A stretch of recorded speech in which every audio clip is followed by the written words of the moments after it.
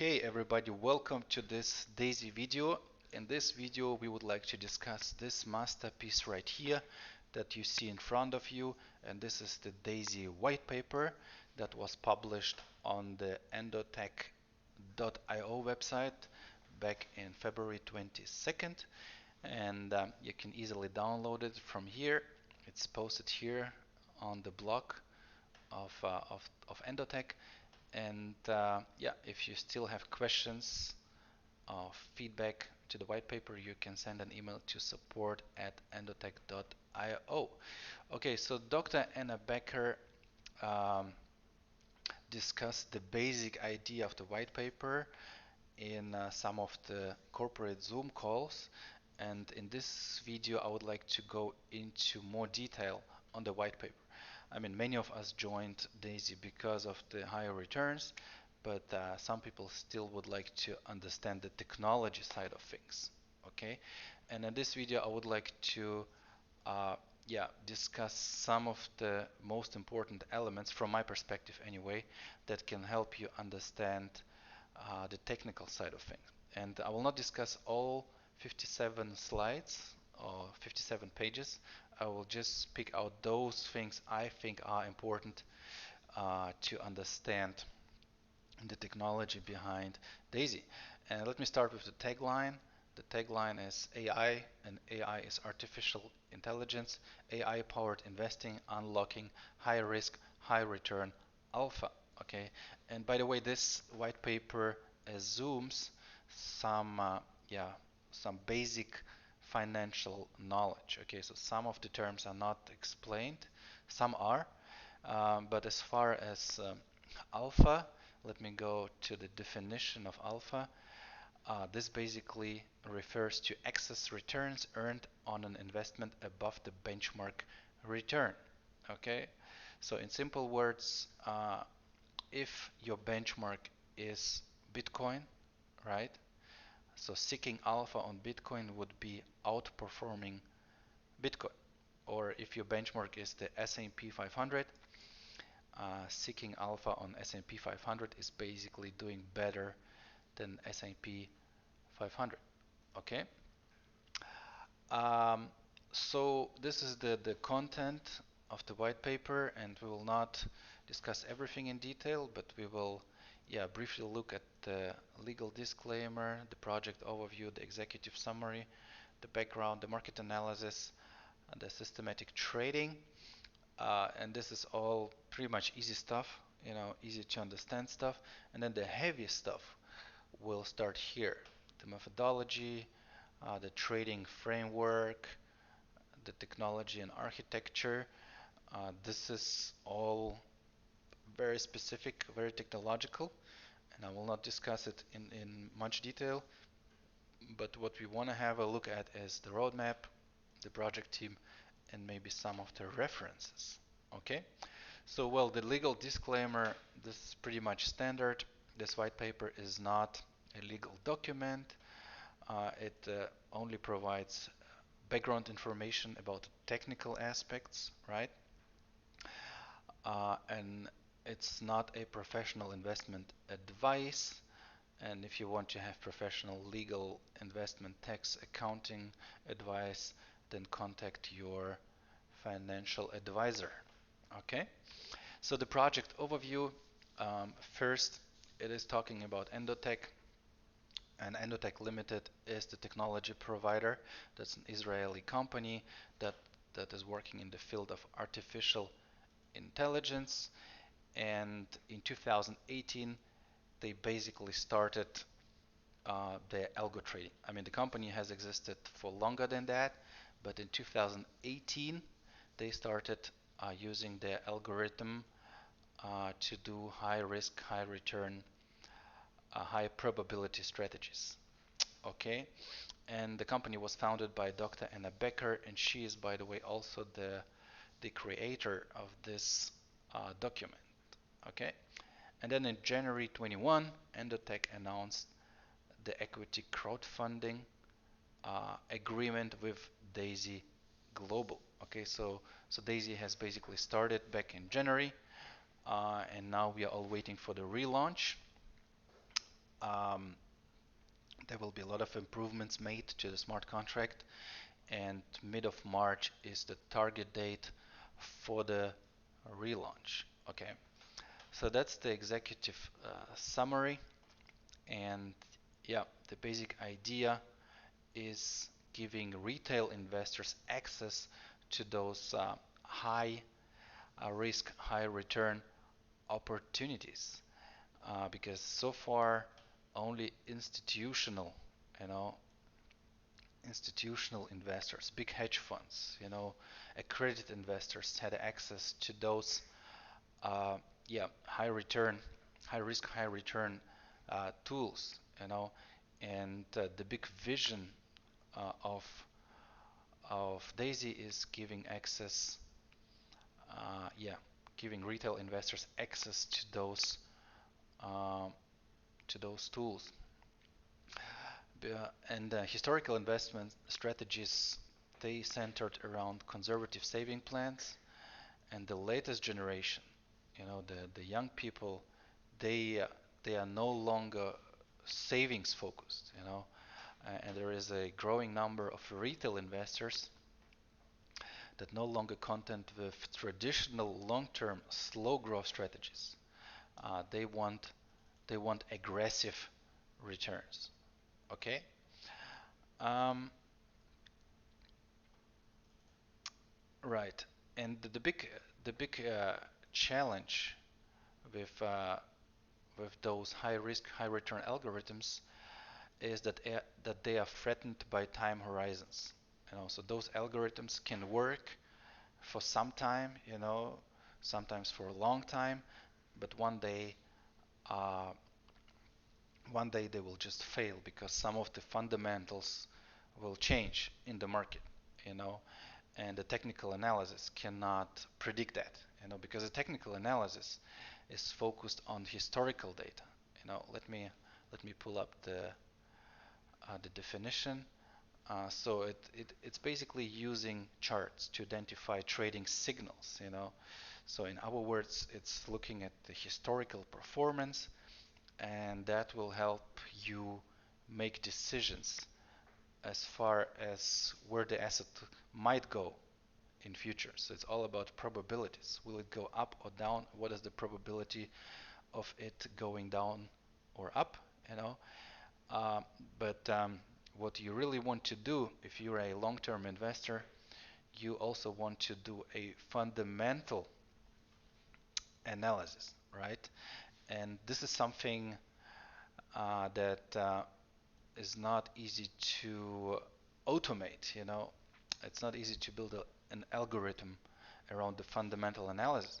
And the fundamental analysis is basically looking at different indicators, like if you talk about stocks, indicators like the revenue, the net value of the company, the management team behind it. So those are all those things that are not easy to systemize and to automate, right? And some of the hedge funds have already explored the use of deep data on fundamental analysis. And this is something what Daisy will try to do with the new superintelligence, because so far they've been focusing on the technical analysis, and yeah, with the new superintelligence, they are hoping to capture some fundamental analysis signals. Okay, and yeah, they want to um, develop models that can go well beyond the Sharpe ratio of 2, and the Sharpe ratio is um, basically gives you yeah, a ratio that helps you understand the return of an investment compared to its risk. Okay, and this is how it will be calculated. So you will have the return of the portfolio minus the risk-free rate and divided by the standard deviation of the portfolio's excess return. Just to give you an example, Bitcoin has a Sharpe ratio above 2, right? I think it was 2.8 back in, well, the last time I checked, it was 2.8 back in December, right? It must be higher now. So this is basically the goal of Daisy, to achieve a Sharpe ratio uh, beyond 2. Okay. Um, what else? Okay, the market analysis. Um, okay, talking about the retail market. So the United States Federal Reserve Bulletin suggests that 51% of American families own stocks, and the majority of those are direct holdings. I mean, this is why Robinhood is so popular right now. I mean, the new generation, they no longer invest in savings accounts. They want to trade. They want higher returns, and uh, and that's why, yeah, Robinhood, for instance, is so popular, right? And yeah, retail investors seek high return opportunities across different markets and assets. Um, and yeah, this is what Daisy would like to address. This is just some data as far as gross savings based on the GDP, and I believe this is worldwide, right? Um, yeah. Okay. Yeah. So sustained high risk, high return investment is the new retail ambition. All right. As I mentioned earlier, sustainability in those high risk, high return investments is a huge challenge. However, there is a company, an investment fund, Renaissance Technologies. They have they are using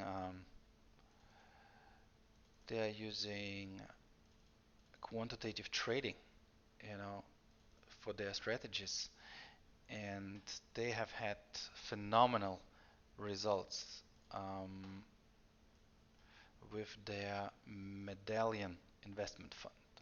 Okay, that had the best history of profitability on Wall Street. 60% per annum for 30 years. This is crazy, isn't it? Let me have a look. Yeah. So this is what the Medallion Fund was able to deliver, and it was always, not always, but most of the times outperforming S&P 500. As you can see, S&P 500 is blue and the Medallion Fund is black. So it always outperformed. You see, sometimes 100%. Wow. Okay. Um, so this basically goes to show that the technology, using technology for trading, really works. Okay. Um, What else? I mean, it talks about hedge funds that have proven algorithmic opportunities. And yeah, hedge funds have approximately. And by the way, this white paper, not only it explains what Daisy is, it also gives you some interesting financial knowledge. You know, it can be considered a school book as well. And I personally think that the Bitcoin white paper should be a school book. That yeah, students have to read to understand Bitcoin and the technology behind it. So, what else do we have? Yeah, so systematic trading. So this basically talks about the technical analysis. That's something we already discussed. I mean, this is mainly looking at the historical performance and then makes decisions as far as um, the next move of a asset, you know, and then yeah, Endotech's technical methodology. So they basically identify patterns, and they're using this Ethereum example. So they just look at the breakouts of Ether, you know, and that basically shows trends of 10% and up from January 18. So so Ethereum has a lot of volatility, more than Bitcoin, and then they try to yeah, set up two different indicators. One is precision, one is accuracy. So precision is basically it depicts the number of patterns uh, the algorithm achieved to penetrate, and then the accuracy is showing how accurately those uh, patterns were penetrated. Okay.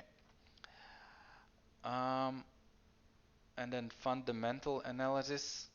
So fundamental analysis, and that's something we already discussed, seeks the true value of assets based on their fundamental worth through a lens of micro and macroeconomic understanding. Okay? So,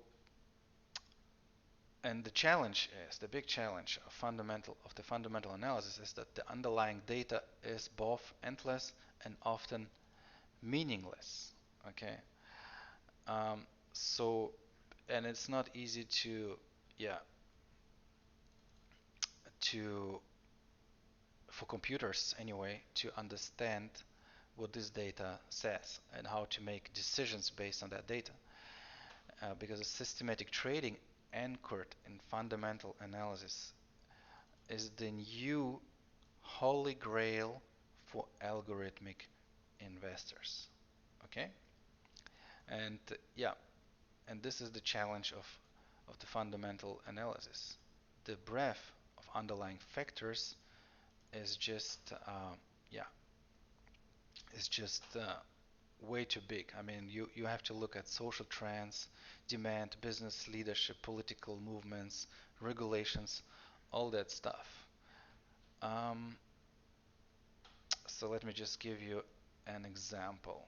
So corporate earnings reports are rife with data and words, systematically picking up the frequency and position of various keywords can be a powerful input towards algorithmically understanding volatility. Okay, so the script will be looking at different keywords. You know, you have a lot of text, a lot of numbers, and the algorithm will just pick the most important keywords and yeah, and give you an output that you can use to make decisions, right? Or consider the understanding necessary to decipher the impact on fundamentals of a high profile investor like Elon Musk moving into Bitcoin as compared to other investors. How is this fundamental move to be understood and read systematically? Okay, so the technical analysis, it will not consider those things like Elon Musk tweets, but the fundamental analysis might help here, you know, because if you mine this data from Twitter, from the Twitter account of Elon Musk, the algorithm might be able to give you some outputs that can help you to understand if an asset will move up or down. Okay. Um, yep. Okay, now, I mean, deep learning, that's something that is being used, uh, yeah, by many algorithms, right? But it only gives you a relationship between the input and the output. It doesn't give you the why. And here comes the deep reasoning, okay? So let me give you an example. Uh, all animals drink water. Uh, Cats are animals. So we as humans, we easily understand that all cats are drinking water, and this is like self-explaining. It's common sense for us, but it doesn't come so easily for computers, And this is where deep reasoning comes into the game. Okay, and yeah, the methodology will be discussed here. So the combination of lessons learned from deep learning, shortcoming, and the breakthroughs in fundamental analysis adopted from parallel scientific commodities create a clear path for modeling the fundamental analysis. Okay, so the deep reasoning methodology is fundamental to understanding um, the yeah to model the fundamental analysis. Okay, so this is something that Dr. Anna Becker discussed in one of the interviews. She was showing um, this chart right here, and it all starts here at the bottom. So it starts with the raw data pools, and then the data pools will be verified and normalized, um, and then the mapping will take place, mapping of movements and flows, and uh, and the deep reasoning will come in the fourth step, and after deep reasoning is done, we can understand the volatility. We can build a volatility model, and based on that, algorithmic trading will uh, will be possible. Okay, so there is a huge process between the raw data and the output. Okay, uh, I mean we often hear that phrase "data is power," you know, but you need to understand the data to use it. So first you need to clean it. You need to take out all the noise, and then you need someone or or something, to make this data usable. And this is what this um, methodology is showing here. And all those steps are explained here, and it's a lot of text. You guys can read it for yourself. So, yeah, as far as the data pools, or basically the data source, this will be described here. And at some point they mention where they take the data from. So, and I mean, you need data like yeah, the impact, you know, the impact on markets is made by economics, politics, society, and this is basically all the data that is needed uh, to to make those decisions. And yeah, I mean, this now becomes very technological. So they would basically show how they map the data. So as far as the economy, they will have different clusters where the data will be uh, placed, you know, um, and there are several categories of money that they explain. So you will have material values such as natural resources, land, exclusive works of art, and then money of global industry, as energy, basic materials, machinery, tools, heavy vehicles. You know, you have consumer money, which is manufacturing of widely consumed goods. You will have young money, and this money earned by investing in financial assets. You will have unsecured money, money earned from non-resource and non-financial industries such as tourism, show business, internet, and so on. So, so they will basically categorize uh, the money, and then they will look at different clusters, at different uh, yeah categories, and then just map it, just put it into different buckets to make it understandable for the superintelligence. Okay, and this will now become very specific. I will not talk about everything. So economy has an impact on the market, politics has an impact on the markets, the society, and so on. And this is basically how those different aspects will be categorized. Okay, so as far as domination, you will even see geographical clusters, Russia, Asia, Latin American being in one matrix, in the X matrix, and then the rest being in the Y matrix. And there is a distinct difference, and it all makes sense, you know. So this is how this categorization will take place, you know, and put into a matrix or a map like this here. Okay. And then as far as data sources, so that's an interesting thing. I mean, they're using, this is just an example, they use the research division of the Federal Reserve Bank of St. Louis and its ideas database. Okay. And sometimes, and by the way, it provides links to over 1.2 million full text articles. Okay, so this is a lot of data that needs to be mined and understood. And sometimes people wonder, so why does Endotech need so much funding to develop this super intelligence? Well, first of all, you need access to this data, and that doesn't come for free. Second, you need the tools, to process the data, and that also doesn't come for free. And then you need smart and intelligent people that will use the data and make something sensible out of it, you know. So, and that all doesn't come for free.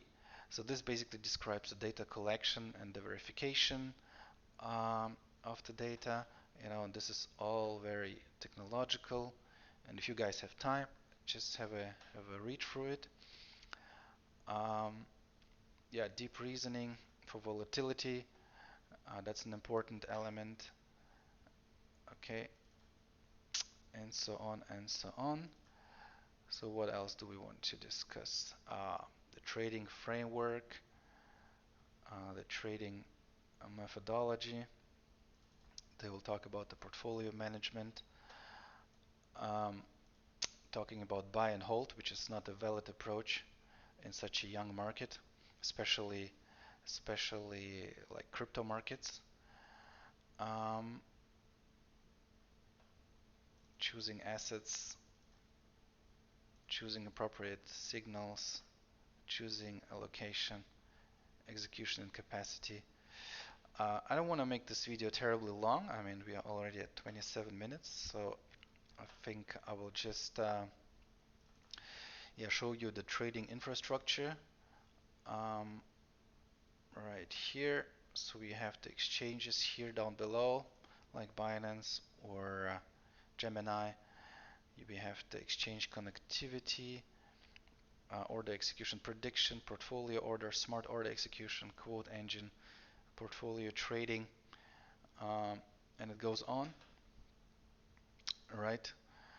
And yeah, the funds come out of crypto wallets, fiat wallets, going through account management, and then the portfolio management and account management will then be merged into the user interface gateway, and that will be then returned to mobile or PC. That's what we then will see in our TronLink wallets or our Google TronLink add-ons.